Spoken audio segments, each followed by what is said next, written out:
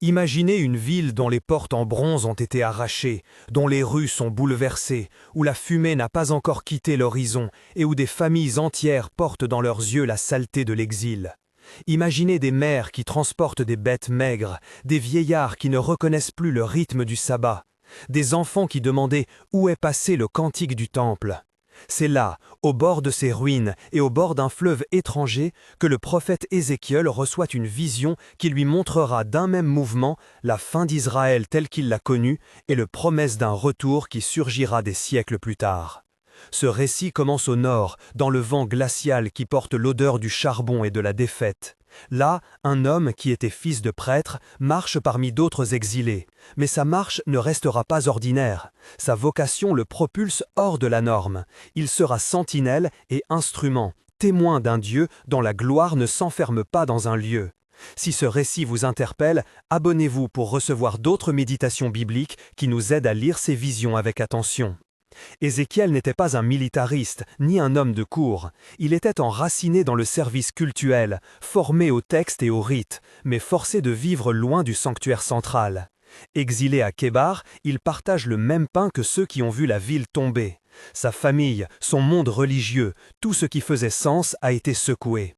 Pourtant, ce qui paraissait être la fin devient le lieu de son appel. Ce qu'on croyait déchiré devient l'ouverture d'un regard prophétique. Dieu ne le choisit pas pour le confort, il le choisit pour parler dans l'inconfort. La première vision qu'Ézéchiel reçoit commence comme une tempête. Nous ne sommes pas face à une simple apparition, c'est le tumulte d'une présence qui fracasse les catégories humaines. Le ciel s'ouvre et la scène est faite de mouvements contrariés, comme si la création elle-même se pliait pour laisser passer ce qui venait d'en haut. Du milieu de l'ouragan, un char céleste se déploie, porteur d'une gloire qui ne ressemble à rien de terrestre. Il y a du feu qui monte, du métal poli qui reflète, et quelque chose comme une lumière qui ne brille ni du soleil ni de la lune. Et au centre, des êtres vivants aux gestes ordonnés, aux 4 visages, marchent dans une parfaite synchronie. Ces créatures, on pourrait les nommer chérubins en reprenant le langage biblique, ne sont pas des figures décoratives. Elles témoignent, elles manifestent la diversité et l'unité de la création soumise à l'autorité divine. Elles avancent sans détour, et derrière elles, des roues dans des roues se meuvent avec une logique qui échappe à notre pensée mécanique. Ces roues portent des yeux, comme si toute l'histoire, toute nation était regardée et comprise. Le char se meut, Dieu n'est pas enchaîné à un pays, à un temple, à un rituel précis. Sa gloire peut se déplacer, elle peut partir et revenir selon sa sagesse souveraine. Cette mobilité est décisive pour comprendre l'un des messages d'Ézéchiel. Dieu est souverain au-dessus des structures humaines, mais il est aussi profondément concerné par la justice et la fidélité. Le chariot est la manifestation que la présence divine est active dans l'histoire, qu'elle juge, qu'elle pèse et qu'elle accomplit sa volonté. Voir la gloire en mouvement, c'est recevoir l'avertissement que la présence de Dieu n'est pas automatiquement liée à un bâtiment ou à des rites vidés de leur sens. C'est une alerte pour tous ceux qui croient que les institutions suffisent pour garantir la présence divine. Peu après cette première apparition, Ézéchiel est conduit à voir ce qui se passe à l'intérieur du lieu même qui devrait recevoir la gloire, le temple. Là, la vision se fait plus douloureuse. Les pratiques se sont corrompues et ce qui devait être un sanctuaire est devenu lieu d'orgueil et d'idolâtrie. Des images de violence ruminent derrière les murs saints, des cœurs se durcissent. Ce que nous entendons ici, dans le souffle de la prophétie, ce n'est pas une iconographie destinée à accuser des personnes précises dans leur individualité, mais une dénonciation de la mécanique spirituelle. Quand l'adoration devient spectacle, quand les rites servent des intérêts, la relation avec Dieu se fissure. La gloire qui se tenait autrefois au seuil du temple ne s'attarde pas face à la profanation. Elle s'éloigne, non par caprice, mais comme conséquence d'une rupture impossible à masquer. Le départ de la gloire est dramatique. Il signifie que la responsabilité humaine a des conséquences réelles. Dieu n'abandonne pas sans raison, il répond à la réalité morale d'un peuple. Cette scène est lourde d'enseignements pour nous aujourd'hui. La présence divine peut se retirer devant l'inhospitalité du cœur. La voix du prophète alors est double, avertir du jugement et pointer vers la possibilité de revenir. Pour frapper les imaginations et réveiller les consciences, Ézéchiel accomplit des actes prophétiques qui paraissent étranges de prime abord. Il se couche sur un côté pour mesurer symboliquement des années de punition, il cisaille sa chevelure, il cuisine d'une manière inhabituelle. Ses gestes sont des signes publics, presque théâtraux, qui traduisent la gravité du péché et l'ampleur de la sanction. Parfois, la théologie a oublié la puissance de ces signes corporels. Il n'était pas absurde, il parlait avec la langue du concret. Il disait au peuple et aux nations que la catastrophe n'était pas un accident historique, mais le fruit d'un choix spirituel. Il ne s'agit pas d'un prophète cherchant le sensationnel, il s'agit d'un messager dont la parole est incarnée, parce que la parole seule ne suffisait plus, les cœurs étaient devenus sourds. Les gestes d'Ézéchiel frappent parce qu'ils rétablissent la relation entre le dire et le faire, entre le symbole et la réalité. À ceux qui se demandent encore si la prophétie est une catégorie dépassée, voici la réponse.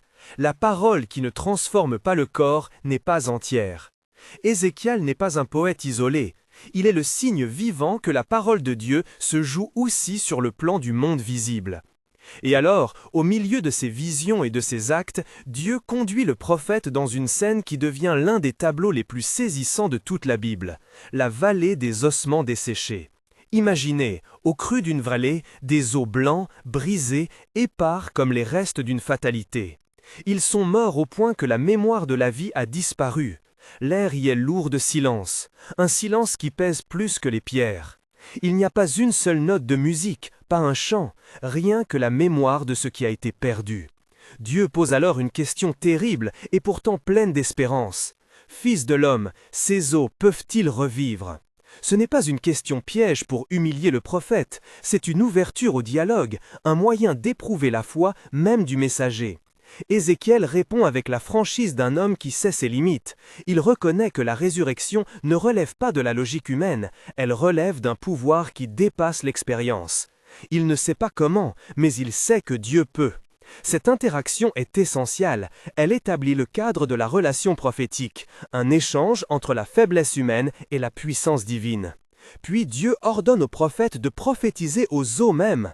Il lui commande de parler là où le langage semblait inutile, parler aux morts. Les os, métaphore d'un peuple spirituellement vidé, reçoivent une parole qui leur est destinée. Elle doit ramener ensemble les fragments épars, recouvrir les chappes de chair, rattacher les nerfs, faire surgir la vie. La parole divine ne se contente pas d'expliquer la réalité, elle la refaçonne, elle assemble, elle recoue, elle restaure la continuité de l'être. Imaginez la scène comme un film au ralenti. D'abord un souffle léger, presque imperceptible, puis des craquements, des articulations qui se rejoignent. Les os se mettent à bouger, à s'emboîter, à retrouver la structure qui leur faisait sens. Les muscles commencent à s'attacher, comme on coud un vêtement sur un mannequin. La peau recouvre la forme et les lèvres se posent sur un visage qui n'est plus seulement souvenir. Tout cela se fait sous la parole du prophète. Il dit, et cela arrive, non parce que ses mots sont magiques, mais parce qu'il prononce la volonté d'un Dieu qui veut faire revivre. Ce tableau n'est pas seulement spectaculaire, il est chargé de significations théologiques profondes. Les os représentent des existences desséchées, communautés qui ont perdu la foi, personnes qui n'espèrent plus, traditions vidées de leur souffle vital. La scène nous dit ceci. Il n'existe pas de situation si irréversiblement morte que Dieu ne puisse la toucher. Ici, l'œuvre divine commence à l'endroit où l'humain se reconnaît incapable. C'est dans l'amertume du constat que la promesse trouve sa portée. Pourtant, il ne faut pas perdre de vue la nuance. La résurrection des os opérée par Ézéchiel est prophétique et symbolique. Elle n'est pas un ticket facile à une vie sans effort ni transformation. Elle annonce une restauration qui passe par une œuvre intérieure. Dieu promet un nouvel esprit, un cœur renouvelé. Mais cette promesse engage une responsabilité humaine, entendre, répondre, se tourner. La parole qui ranime exige que l'auditeur participe en croyant et en obéissant. La grâce ne court pas sans réponse, elle attend l'oreille qui veut écouter. Face à cette scène, nous sommes appelés à regarder notre propre vallée. Où sont nos os desséchés? Dans quelle relation avons-nous enterré la joie? Quel projet, quelle vocation, quelle maison spirituelle ressemble aujourd'hui à un ossuaire? Le prophète ne juge pas pour humilier, il montre le diagnostic afin d'éveiller l'espérance. La première leçon d'Ézéchiel est donc double, reconnaître la gravité du mal et entrer dans la promesse du redressement. La voix du prophète continue à résonner dans ce casse-tête d'os et de chair. Il proclame ce que Dieu lui ordonne. Les événements se succèdent presque mécaniquement, comme une loi qui se met en marche quand la parole divine est prononcée. Et au moment où la chair a remonté ses couches et où l'apparence humaine réapparaît, une tension nouvelle remonte. L'assemblage est fait, la forme humaine est rendue, mais manque encore ce qui donne l'existence intérieure, le souffle qui anime. Jusqu'ici, la scène a été un chantier visible, maintenant elle s'approche du mystère. Dieu annonce une promesse plus profonde. Ce ne sera pas seulement une remise en ordre extérieur. Il parle d'un esprit qui doit entrer, d'un cœur qui doit être changé. La restauration promise n'est pas seulement d'ordre social ni politique, elle est ontologique. Une nation peut être rebâtie de pierres et de lois, mais si les cœurs restent durs, la restauration restera incomplète. Ézéchiel voit que la véritable réunion d'un peuple passera par le renouvellement intérieur, par la capacité de recevoir un esprit nouveau qui transforme le désir, la mémoire, la loyauté. Dans le récit prophétique, se mettre en vous un nouvel esprit signifie que Dieu opère là où l'humain ne peut pas. Il renouvelle les motivations, il redéfinit les priorités, mais il le fait en convoquant la liberté humaine. Le chant des nations futures ne naîtra pas d'un coup d'état mystique, il sera la réponse d'un peuple qui, face à sa nudité spirituelle, accepte l'intervention divine. Voilà pourquoi la scène des eaux est une invitation à la responsabilité.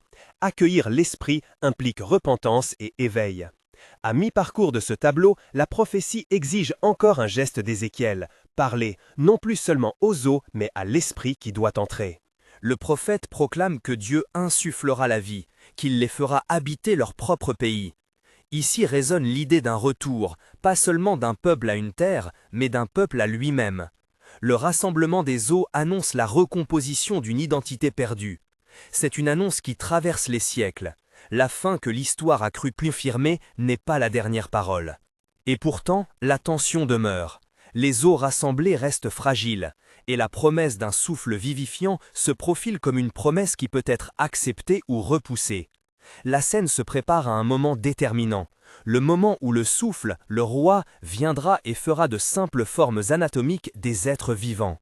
C'est un instant qui dépasse la technique et la logique. La vie réelle, celle qui rend la foi active, la justice incarnée et l'espérance durable, n'advient que si le souffle de Dieu entre et que le cœur répond. C'est à cet instant, lorsque la prophétie a assemblé, recouvert et disposé, que le récit s'arrête un instant et nous force à regarder nos propres vallées. Nous qui écoutons, nous devons considérer si nous sommes prêts à laisser le souffle divin traverser nos eaux desséchées. Sommes-nous disposés à perdre nos certitudes pour acquérir un cœur nouveau? Sommes-nous prêts à renoncer aux sécurités qui se présentent comme des remparts, mais qui enferment en réalité? Ces questions ne sont pas abstraites, elles demandent une réponse concrète, concrète comme la manière dont Ézéchiel parlait aux eaux. La puissance de cette vision tient aussi à son ambivalence. Elle n'enlève pas la responsabilité humaine, mais elle ne la met pas en avant comme unique agent. Elle met en tension la grâce et l'obéissance. Elle nous dit simultanément « Voici la main de Dieu qui veut agir » et « Voici la condition humaine qui doit répondre ». C'est une pédagogie divine de l'espérance. L'arrivée de la vie ne s'opère pas par pure prédestination froide, ni par simple effort humain, mais par la rencontre entre un Dieu qui donne et un peuple qui accepte. Alors que la prophétie s'approche du moment de l'irruption du souffle, il est bon de rappeler pourquoi ce tableau est central pour notre compréhension de la vocation d'Ézéchiel comme prophète qui a vu la fin et le retour. Dans le même mouvement où il montre la fin, la désolation, la chute, le départ de la gloire, il ouvre la voie au retour, l'assemblage, la restauration, l'entrée de l'esprit. Les deux images sont nécessaires. Sans la reconnaissance de la fin, la promesse de vie perd son sens. Sans la promesse de vie, la constatation de la fin devient pure fatalité. Ézéchiel ainsi porte le ministère paradoxal du prophète, annoncer le juste jugement de Dieu et annoncer aussi la grâce capable de recomposer. Si nous restons au bord de cette vallée, nous pouvons sentir le bruit sourd des eaux qui retrouvent leur place. Nous pouvons presque percevoir le frottement de la peau qui recouvre et la lente tension des muscles qui reprennent leur fonction. Mais il y a encore quelque chose qui tarde, le souffle. Et ce retard n'est pas un oubli, c'est une attente qui révèle la nature de la vie spirituelle. Le souffle n'est pas un détail. Il est ce qui fait que l'homme n'est pas qu'une forme. Le souffle est l'expression de la présence et la promesse que cette présence redevienne active. Regardez autour de vous. Il existe des vallées intérieures dans nos familles, dans nos églises, dans nos rêves. Souvent, nous voulons des réparations rapides, reconstruire un mur, signer un accord, lancer une action. Mais la prophétie nous rappelle que reconstruire le fonctionnel ne suffit pas sans le souffle. Nous pouvons remettre en état les instruments et perdre l'essentiel. Voilà pourquoi le message d'Ézéchiel est aussi urgent pour notre époque. Il nous met en garde contre les remises en marche qui ne songent pas à l'esprit. Il nous appelle à cheminer vers une restauration qui travaille en profondeur. Et au moment même où tout est tendu vers l'irruption de la vie, où les os se tiennent prêts et la peau a recouvert la forme, la scène suspend son souffle. Le prophète se tient là, au milieu d'un peuple reconstitué en apparence, et nous laisse avec la plus grande des questions. Accepterons-nous ce souffle? Le laisserons-nous nous traverser et nous rendre vivants? C'est en ce point de bascule que la parole du prophète prend son poids. Parce qu'elle ne se contente pas de prédire, elle appelle à une réponse. Ainsi s'achève pour l'instant ce passage où Ézéchiel a vu la fin et où, ensemble, nous avons commencé à apercevoir le retour. Le récit tient la promesse, comme on tient une lampe dans la nuit. Il la montre, puis l'attend. La suite nous conduira plus avant, non seulement dans la certitude que Dieu peut rassembler, mais dans la manière concrète dont les cœurs sont transformés et comment une nation se recompose pour vivre selon la justice.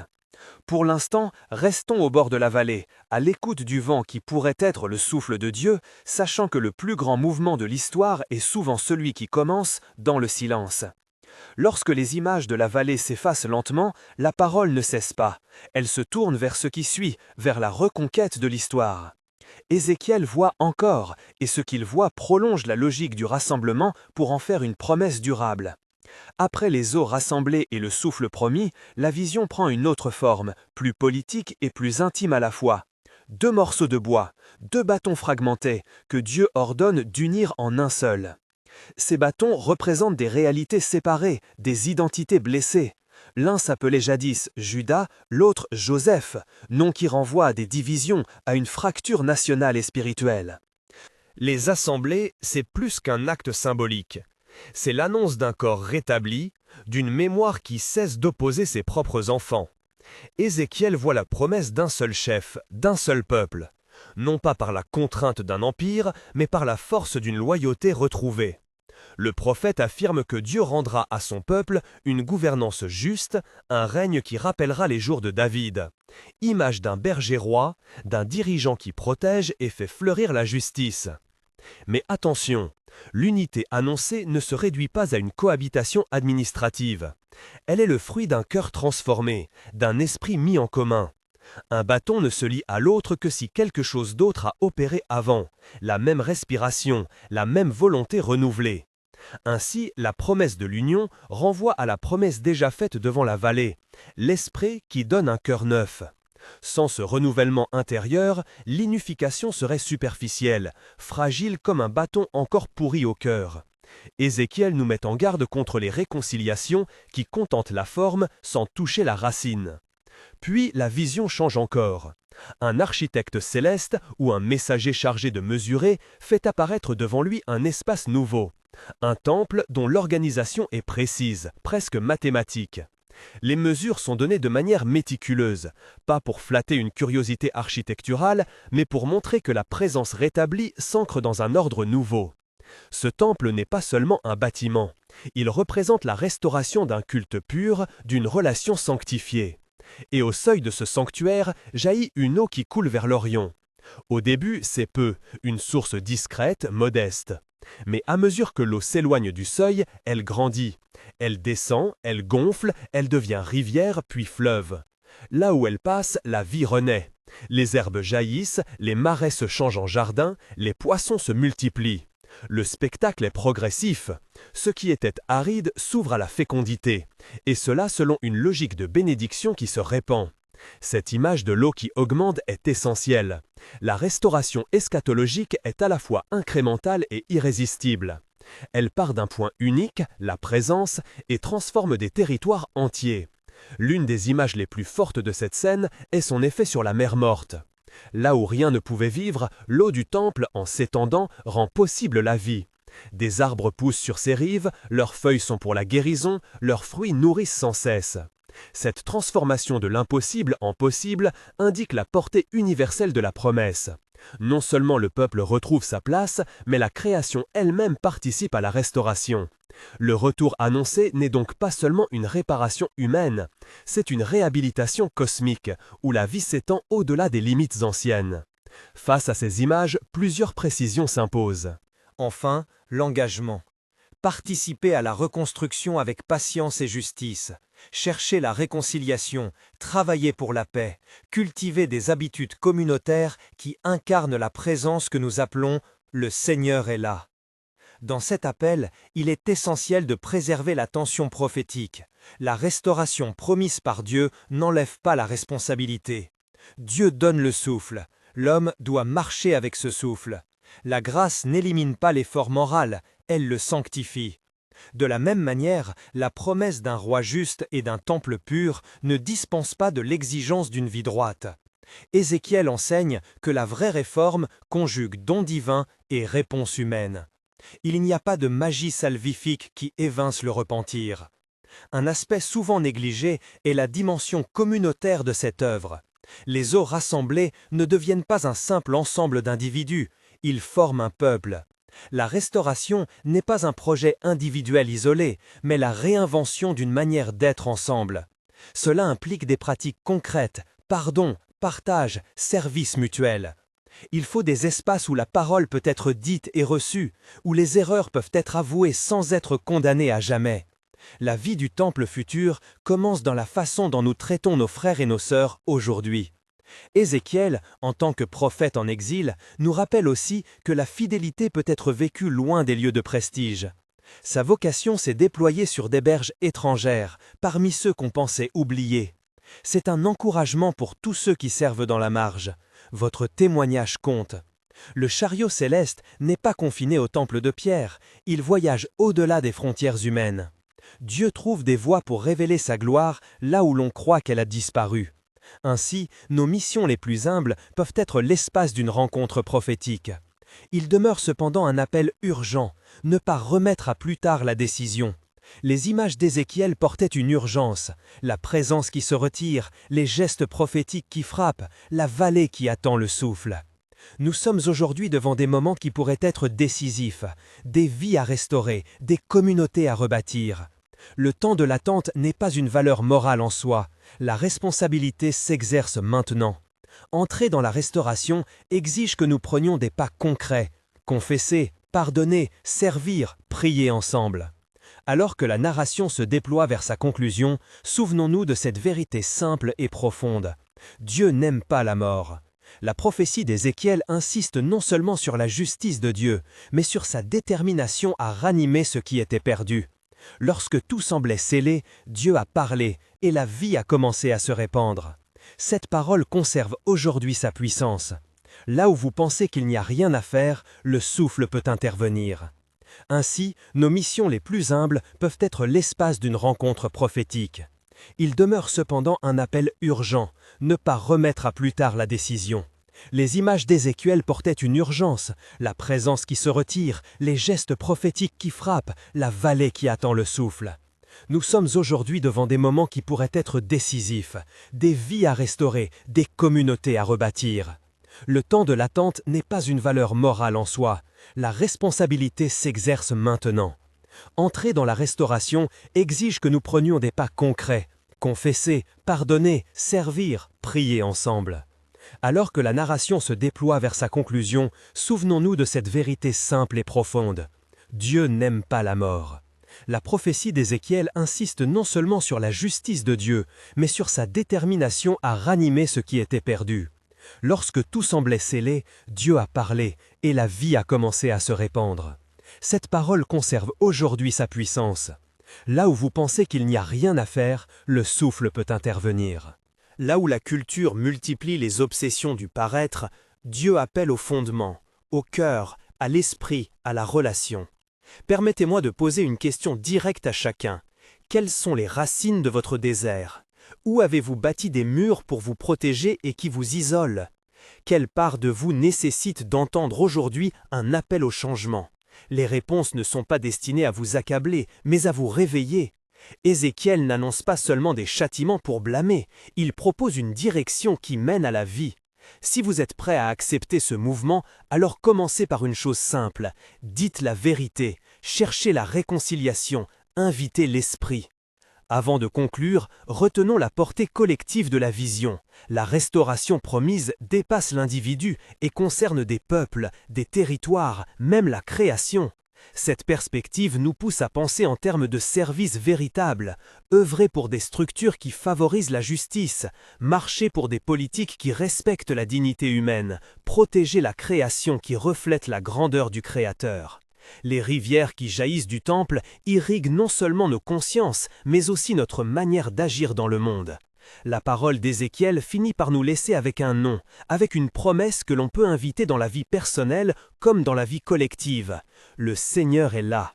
Si ce nom venait à devenir réalité pour nous, il transformerait notre manière d'habiter nos villes, nos maisons, nos églises. Il changerait le rythme de nos décisions et la manière dont nous percevons l'avenir. Ce n'est pas une formule magique, mais une invitation à vivre sous une présence qui exige et qui console. Si cette méditation vous a touché, partagez-la avec quelqu'un qui traverse un désert. Parfois, une parole entendue peut amorcer le premier mouvement de retour. Prenez aussi un moment pour méditer, pour rappeler honnêtement où se trouvent vos propres vallées d'ossements et pour demander au Seigneur de souffler en vous un esprit nouveau. Que votre vie reflète cette espérance, que l'invisible devienne visible, que la ruine cède à la renaissance. Que ces images d'Ézéchiel demeurent en vous comme un appel à vivre en sentinelle, avertir avec amour, annoncer la vérité avec miséricorde et témoigner que la fin n'est jamais la dernière parole quand Dieu parle. La dernière parole de cette vision est simple et profonde. Le Seigneur est là.